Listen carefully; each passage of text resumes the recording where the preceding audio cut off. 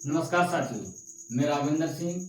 आज हम आपके लिए लेके आए हैं कक्षा 10 में जीव विज्ञान। जीव विज्ञान का अध्याय नंबर 1 है, जिसका नाम है जीवन की प्रक्रियाएं।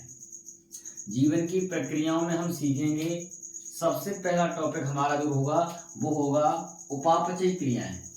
उपापचयी क्रियाएं क्या होती हैं, साथ साथ में पोषण क्या होता है, पोषण कितने प्रकार का होता है, और इसके साथ साथ स्वपोषी पोषण क्या होता है, विषमपोषी पोषण क्या होता है।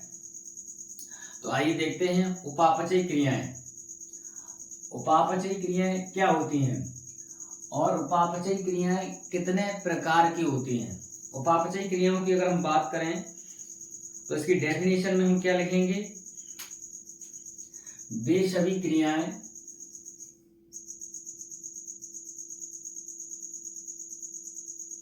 वे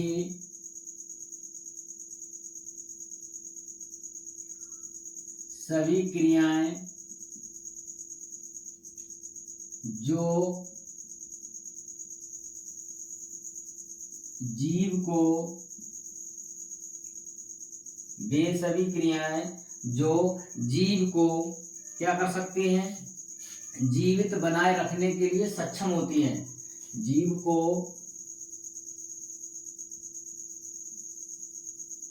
जीवित बनाए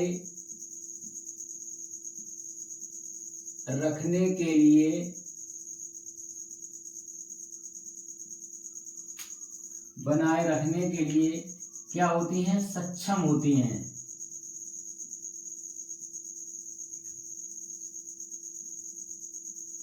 सक्षम होती हैं।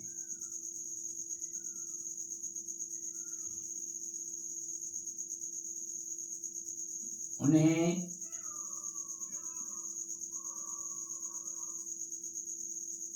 उपापचयी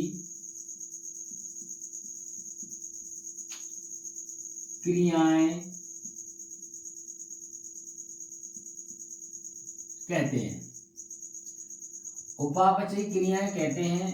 अगर हम बात करें कि उपापचयी क्रियाओं के अन्य नाम क्या हो सकते हैं, उपापचयी जो क्रियाएं होती हैं उनके अन्य नाम क्या हो सकते हैं।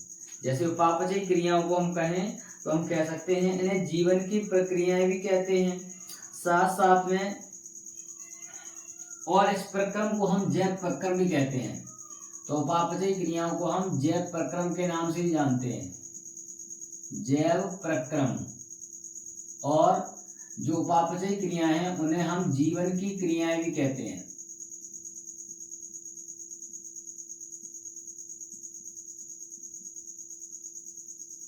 इन्हें जीवन की क्रियाएं भी कहा जाता है। उपापचयी क्रियाओं का मतलब वे सभी क्रियाएं जो जीव को जीवित बनाए रखने के लिए सक्षम होती हैं, उन्हें उपापचयी क्रियाएं कहते हैं। उपापचयी क्रियाओं के अन्य नाम हैं जैव प्रक्रम और जीवन की क्रियाएं। अन्य नाम है जैव प्रक्रम और जीवन की क्रियाएं। अगर हम एग्जाम्पल की बात करें तो इसकी एग्जाम्पल क्या हो सकते हैं, ऐसी कौन सी क्रियाएं हैं जो जीव को जीवित रखने के लिए सक्षम होती हैं। जीव को जीवित रखने के लिए सक्षम होती हैं। अगर एग्जाम्पल को देखें तो कह सकते हैं पोषण। पोषण पोषण का मतलब है जो जीव जीवित रहने के लिए आवश्यक पदार्थों का जो ग्रहण करता है या उनका अवशोषण करता है, आवश्यक पदार्थों को जो ग्रहण करता है, उस क्रिया को हम पोषण कहते हैं, जीवित रहने के लिए।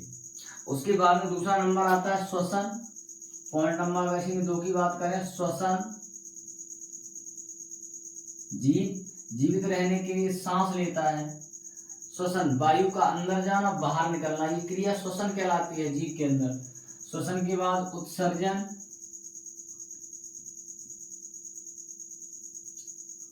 उत्सर्जन का मतलब अपशिष्ट पदार्थों को शरीर से अलग करना, तो उस क्रिया को हम उत्सर्जन कहते हैं। उत्सर्जन के बाद अगला नंबर है परिवहन। अगर परिवहन को देखें तो हमारे शरीर के अंदर जो ब्लड है ब्लड क्या करता है, पूरे शरीर में दौड़ता है, यानी कि एक जगह से दूसरी जगह जाता है। हृदय क्या करता है, ब्लड को शुद्धिकरण कर देता है, जिसके द्वारा जो शुद्ध रक्त है हमारे शरीर में बहता रहता है। उस क्रिया को हम परिवहन कहेंगे, पढ़ेंगे परिवहन के बारे में। ब्लड क्या होता है, ब्लड कितने प्रकार का होता है, बहुत जल्दी हम इसके बारे में आपके लिए वीडियो लेके आएंगे। ब्लड कितने प्रकार का होता है, ब्लड कैसा होता है, और ब्लड किस प्रकार का ऊतक है, ब्लड कितने प्रकार में, प्लाज्मा क्या है, रुधिर कणिकाएं क्या है, रुधिर कणिकाओं में आरबीसी क्या होती हैं, जेडबीसी क्या होती हैं और डब्ल्यूबीसी क्या होती हैं, इनके बारे में हम लेके आएंगे। तो ये जो घटना घट रही है यहाँ पर, वे सभी क्रियाएं जो जीव को जीवित बनाए रखने के लिए सक्षम होती हैं, उन्हें हम उपापचयी क्रियाएं या जैव प्रक्रम या जीवन की प्रक्रियाएं कहते हैं। तो ये सारी की सारी जैव प्रक्रम या जीवन की क्रियाएं हैं, पोषण, श्वसन, उत्सर्जन, परिवहन आदि। ये सभी जो घटनाएं हैं, इन सभी घटनाओं को या इन सभी क्रियाओं को हम उपापचयी क्रियाओं के नाम से जानते हैं। आखिरकार उपापचयी क्रियाएं कितने प्रकार की हो सकती हैं? अगर हम बात करें कि उपापचयी क्रियाएं कितने प्रकार की हो सकती हैं, तो उपापचयी क्रियाएं दो प्रकार की हो सकती हैं। दो प्रकार कौन कौन से हैं? एक आपका है उपचयी क्रिया, एक आपकी होती है उपचयी क्रियाएं। पहला पॉइंट होगा उपचयी क्रियाएं।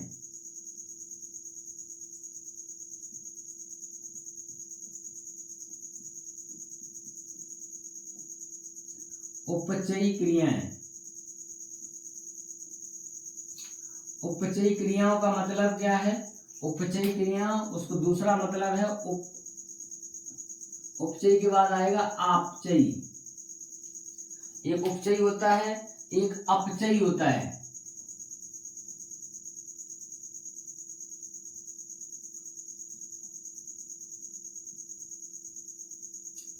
अपचयी क्रियाएं,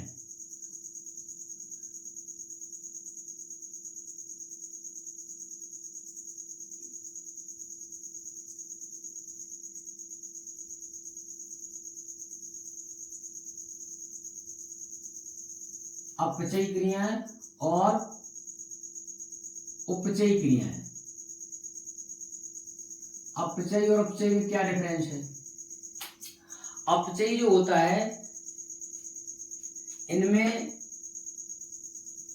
जैसी क्रिया आती है आपकी पोषण, पाचन, जबकि अपचयी क्रियाओं में आता है जो पेड़ पौधे भोजन बनाते हैं, जिस क्रिया को हम प्रकाश संश्लेषण कहते हैं। प्रकाश संश्लेषण, तो उस क्रिया को हम कहते हैं, वो अपचयी क्रियाएं होती हैं। उपचयी क्रियाएं ये कहलाती हैं, और अपचयी क्रियाओं का मतलब जिनमें हम पोषण करते हैं, जो क्रिया पोषण होती है, साथ साथ में श्वसन होता है, उत्सर्जन होता है, परिवहन होता है, तो उस क्रिया को हम अपचयी क्रियाएं कहते हैं। और जबकि उपचयी क्रियाएं जो होती हैं, पेड़ पौधे जो अपना भोजन बनाते हैं, उन्हें हम कहते हैं प्रकाश संश्लेषण। तो ये अपचयी उपचयी क्रियाओं में प्रकाश संश्लेषण की क्रिया को रखा गया है। तो इसमें होता क्या है? इसमें क्या होता है, सरल कार्बनिक पदार्थों को जटिल कार्बनिक पदार्थों के रूप में बदला जाता है। इनमें क्या होता है, सरल कार्बनिक पदार्थों को जटिल कार्बनिक पदार्थों के रूप में बदला जाता है या उनका संश्लेषण किया जाता है। तो हम लिख सकते हैं, इसकी डेफिनेशन क्या लिख सकते हैं? वे क्रियाएं जिनमें सरल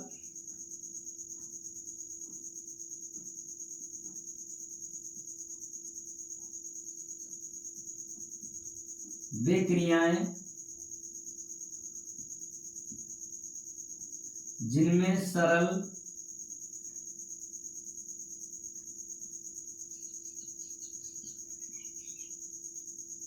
कार्बनिक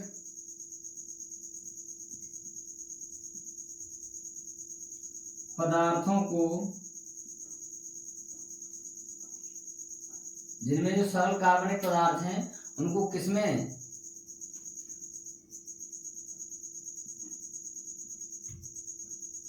जटिल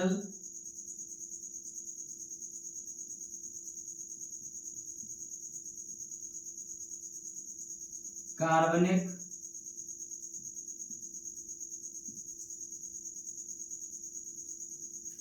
वे क्रियाएं जिनमें सरल कार्बनिक पदार्थों को और जटिल कार्बनिक पदार्थों में निरूपण किया जाता है या बदला जाता है, या कह सकते हैं वे क्रियाएं जिनमें सरल कार्बनिक पदार्थों का जटिल कार्बनिक पदार्थों में वे क्रियाएं जिनमें सरल कार्बनिक पदार्थों से जटिल कार्बनिक पदार्थों का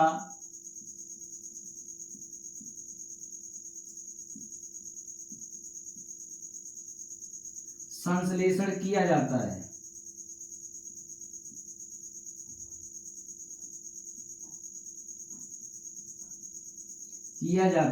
तो उन्हें हम उपचयी क्रियाएं कहते हैं। एग्जाम्पल की अगर हम बात करें तो एग्जाम्पल हमारा हो जाएगा इस घटना में प्रकाश संश्लेषण।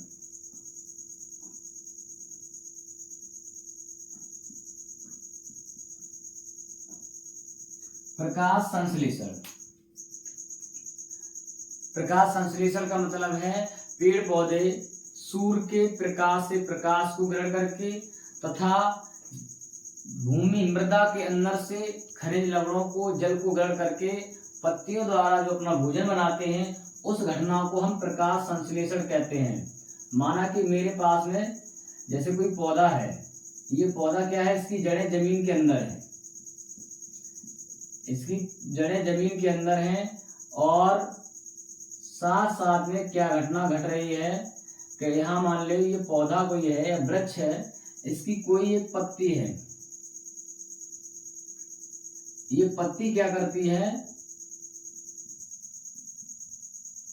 सूर्य का प्रकाश को ग्रहण करती है, सूर्य से सूर्य का प्रकाश ग्रहण करती है। नीचे से जड़ों के माध्यम से जो जल है, जल क्या खनिज लवण ये क्या आते हैं, पत्तियों में पहुंच जाते हैं, और जहां पहुंचने के बाद में क्या होता है, यहाँ पर इनका भोजन प्राप्त बन जाता है। और जब भोजन बनता है, अच्छा ये दो घटनाएं होती है, इसमें दो चीजें होती हैं, एक जाइलम होता है, एक फ्लोम होता है। जो जाइलम होता है वो क्या करता है, जड़ों से पानी को ऊपर ले जाता है, ये पानी को ऊपर ले जाता है जाइलम जड़ों से। और जो फ्लोम होता है, फ्लोम क्या करता है, जो यहाँ पर भोजन बनता है, इस भोजन को फैलाने का काम करता है।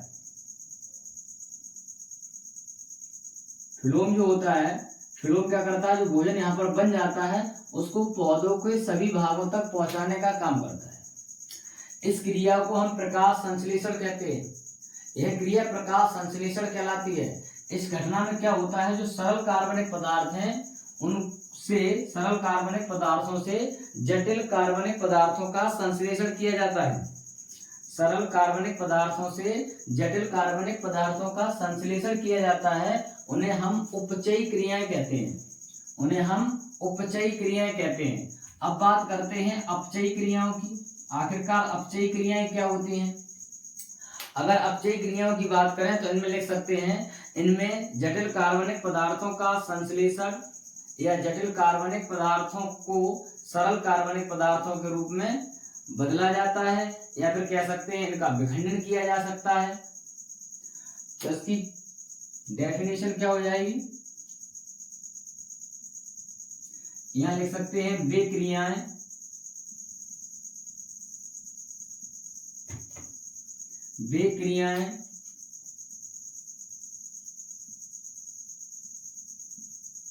जिनमें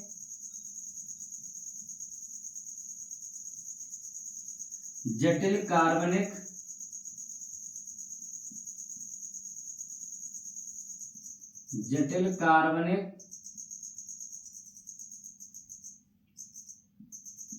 पदार्थों से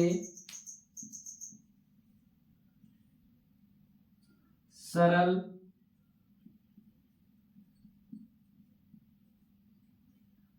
कार्बनिक पदार्थों का जटिल कार्बनिक पदार्थों से सरल कार्बनिक पदार्थों में विखंडन होता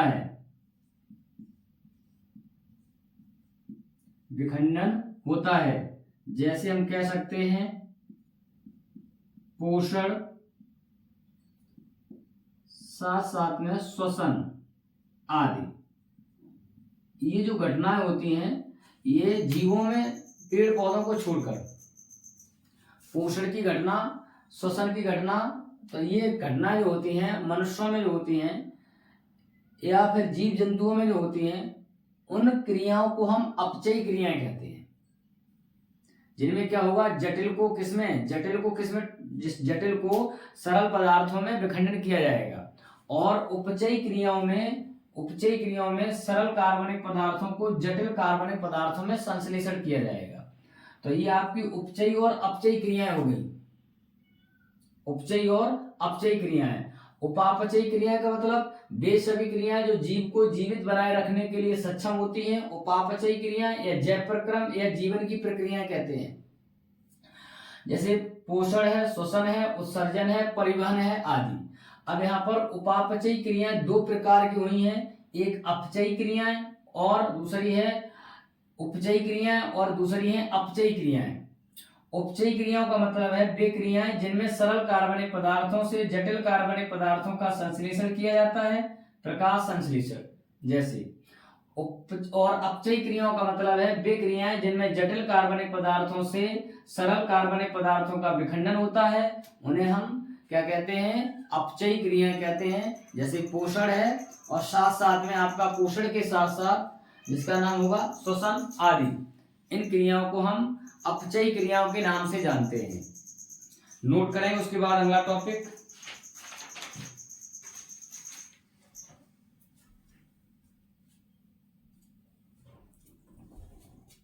इसके बाद अगला नंबर आता है, अब हम देखेंगे पोषण क्या होता है। पोषण की घटना किस किस में होती है, पोषण क्यों आवश्यक है, हमें भोजन क्यों आवश्यक है, हम भोजन क्यों ग्रहण करते हैं, पोषण कितने प्रकार का होता है। पोषण अगर दो प्रकार का होता है तो स्वपोषी पोषण और विषमपोषी पोषण। स्वपोषी पोषण क्या होता है और विषमपोषी पोषण क्या होता है, और आखिरकार विषमपोषी पोषण कितने प्रकार का होता है, तो हम देखेंगे अगले टॉपिक में, जिसका नाम है पोषण।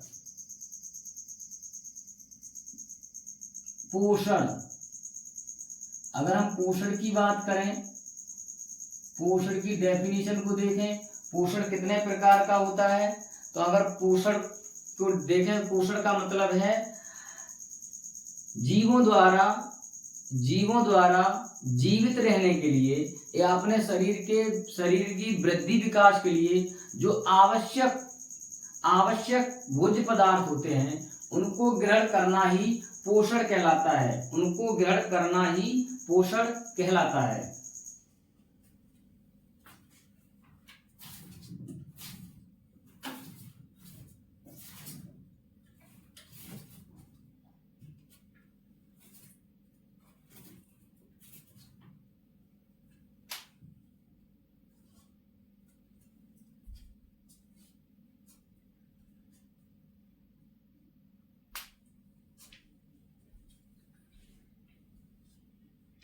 देखेंगे पोषण के बारे में।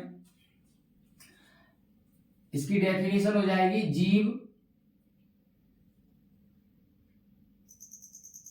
जीव को किसके लिए,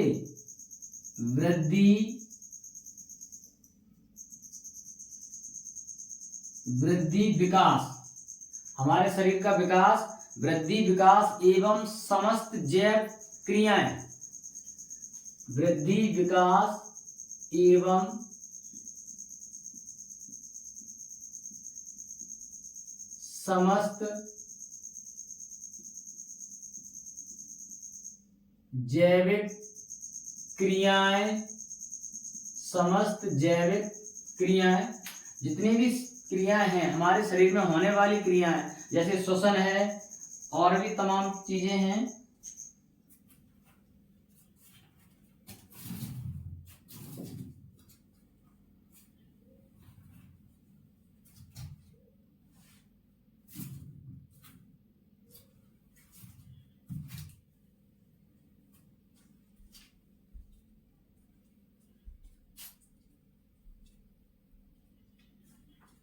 जीव को वृद्धि, विकास एवं समस्त जैविक क्रियाएं, जैसे हम सांस लेते हैं, जैसे हम श्वसन की क्रिया जो सांस लेते हैं, हम पोषण करते हैं यानी भोजन को ग्रहण करते हैं, और साथ साथ में हम अपने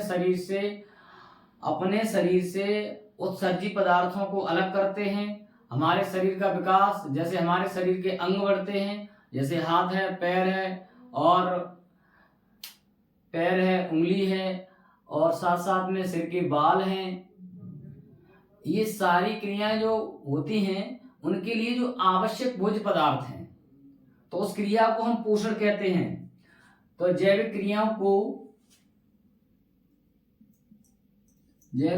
को सुचारू रूप से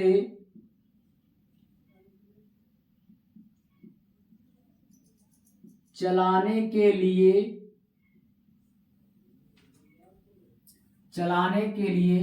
आवश्यक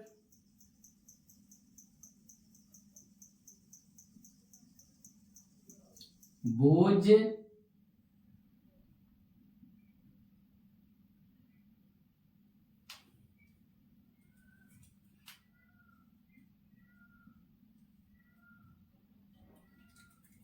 पदार्थों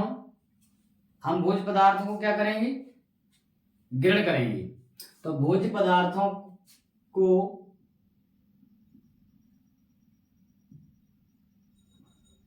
ग्रहण करना पोषण कहलाता है।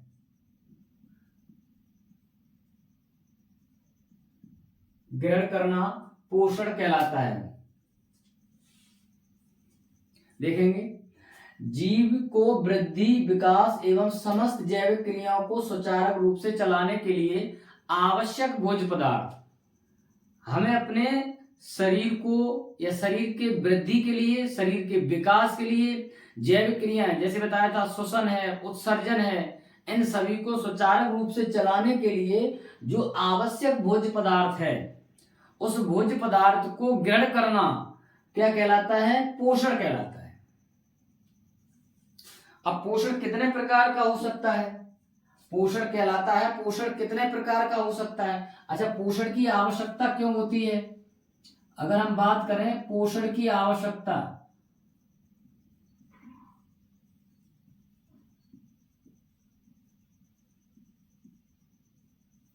पोषण की आवश्यकता क्यों होती है?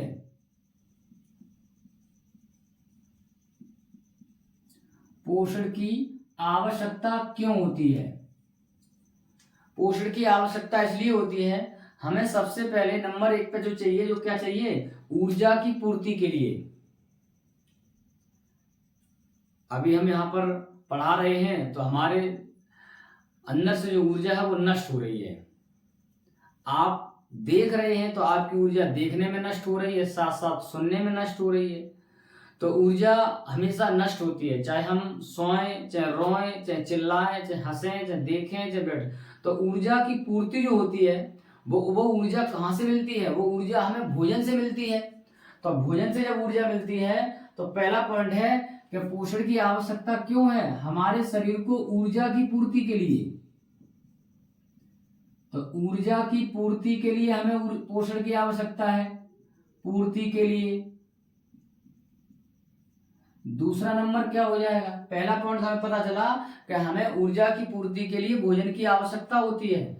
दूसरा नंबर है शरीर की वृद्धि के लिए। शरीर की वृद्धि के लिए, शरीर के वृद्धि के लिए हमें क्या है? भोजन पोषण की आवश्यकता होती है। और किस किस के लिए आवश्यकता है? शरीर में टूट फूट की मरम्मत के लिए,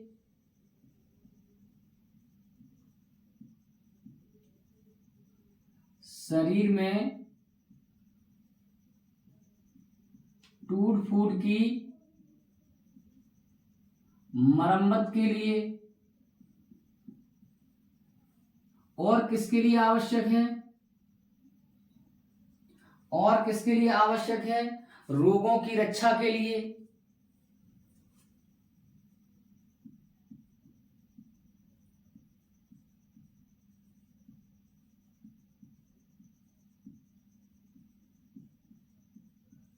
रोगों की रक्षा के लिए मतलब कहने का मतलब यह है कि पोषण हमारे लिए आवश्यक है। और क्यों आवश्यक है? क्योंकि ऊर्जा की पूर्ति के लिए, कि पोषण से ही हमें क्या, ये कि भोज्य पदार्थों से ही हमें क्या मिलती है? ऊर्जा मिलती है। हमारे शरीर की वृद्धि भी इसी से होती है। और शरीर में टूट फूट की मरम्मत के लिए भी हमें ऊर्जा कहाँ से मिलेगी? या इसके लिए जो आवश्यक आवश्यक जो पोषण है वो कहाँ से मिलेगा? या पोषण है या ऊर्जा है या उसके लिए एनर्जी है, वो कहाँ से मिलेगी? हमें पोषण से मिलेगी। और रोगों की रक्षा के लिए, तो इसके लिए हमें पोषण की आवश्यकता होती है।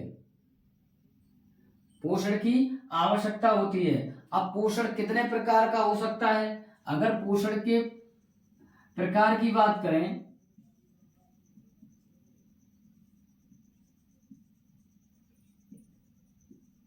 पोषण के प्रकार, पोषण कितने प्रकार का होता है? तो पोषण के अगर प्रकार की बात करें तो पोषण दो प्रकार का होता है। एक होता है जिसका नाम होता है स्वपोषी पोषण।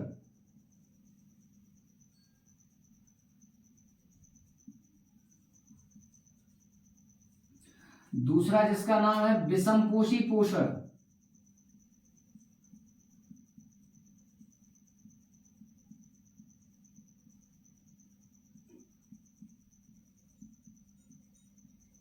विषमपोषी पोषण का एक दूसरा नाम है, इसे हम परजीवी भी कहते हैं। परजीवी। स्वपोषी पोषण का एक दूसरा नाम है, इसे हम सहजीवी भी कहते हैं।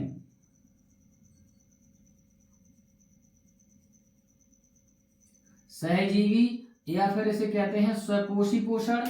और विषमपोषी पोषण का मतलब परजीवी। जो स्वपोषी विषमपोषी पोषण होता है ये तीन प्रकार का होता है। विषमपोषी पोषण जो होता है वो तीन प्रकार का होता है। एक परजीवी होता है, और इसे हम परजीवी, या इसका एक नाम और है, इसे हम परजीवी या इसको हम परपोषी भी कहते हैं। परजीवी की जगह पे इसे हम परपोषी भी कह सकते हैं, परपोषी। और इसमें जो पहला टॉपिक आ जाएगा वो आ जाएगा आपका परजीवी। परजीवी। दूसरा जो आ जाएगा जिसका नाम होगा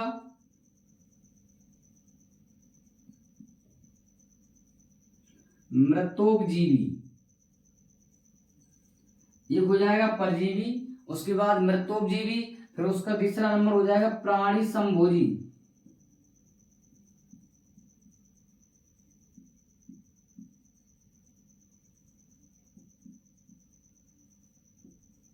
प्राणी संभोजी।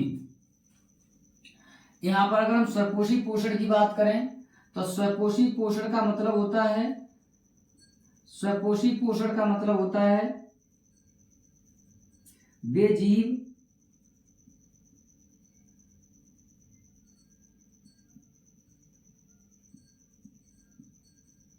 जो अपना भोजन स्वयं बनाते हैं।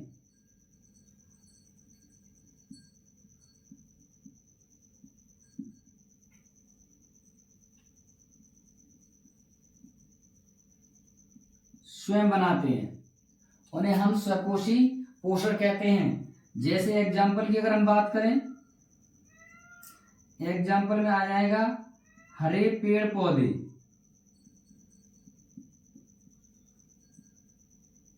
जितने भी हरे पेड़ पौधे हैं वो सारे के सारे क्या हैं? वो सारे के सारे स्वपोषी हैं। हरे पेड़ पौधे क्या हैं? स्वपोषी हैं, क्योंकि वो अपना भोजन स्वयं बनाते हैं। और हरे पेड़ पौधे अपना भोजन किसके द्वारा बनाते हैं?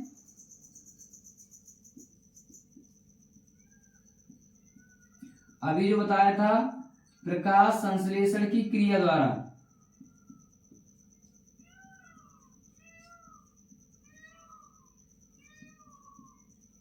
प्रकाश संश्लेषण की क्रिया द्वारा, जो अपना भोजन स्वयं बनाते हैं। विषमपोषी का मतलब होता है, विषमपोषी का मतलब है अपने भोजन के लिए दूसरे जीवों पर निर्भर होते हैं।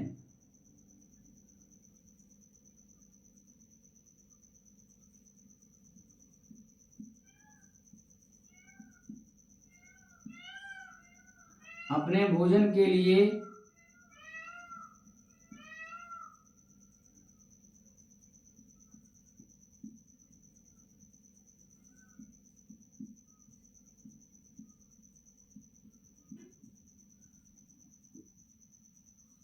दूसरे जीवों पर निर्भर होते हैं, उन्हें हम विषमपोषी कहेंगे। उन्हें हम क्या कहते हैं? विषमपोषी कहते हैं।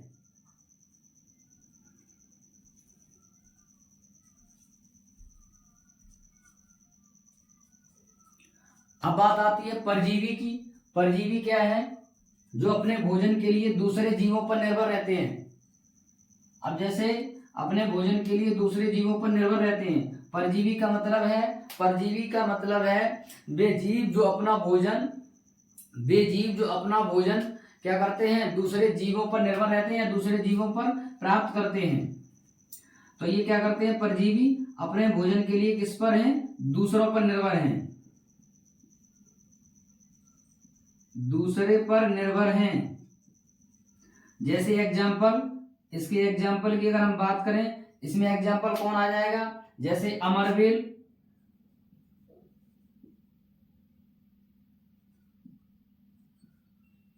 अमरवेल, और जैसे हो जाएगा आपका जोंक, जो जोंक होती है, और साथ साथ में एक एग्जाम्पल हो जाएगा खटमल,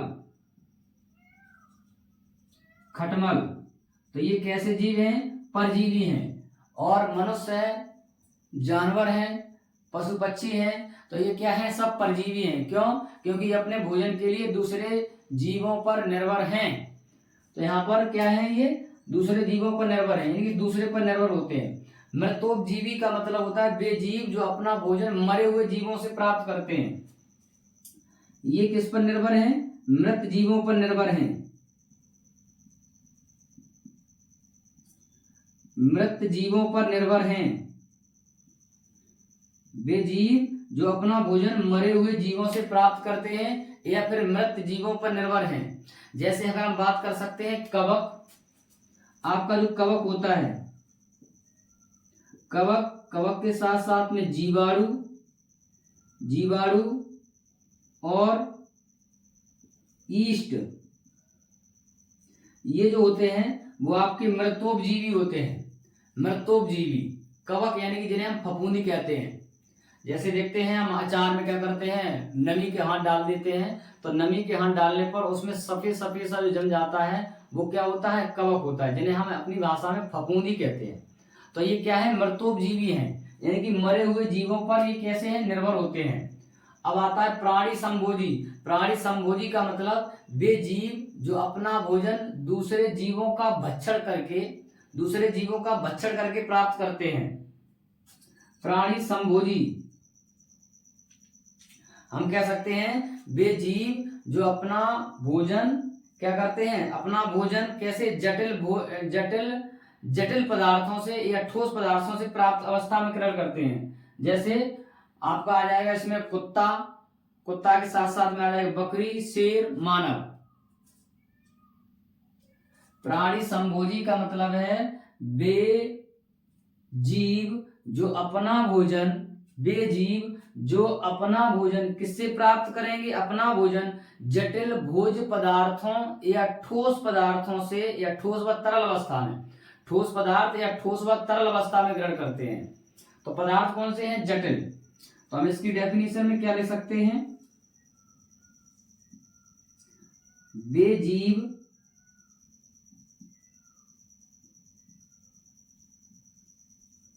जो अपना भोजन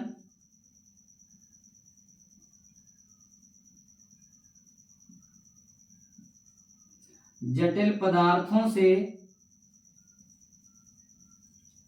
ठोस व तरल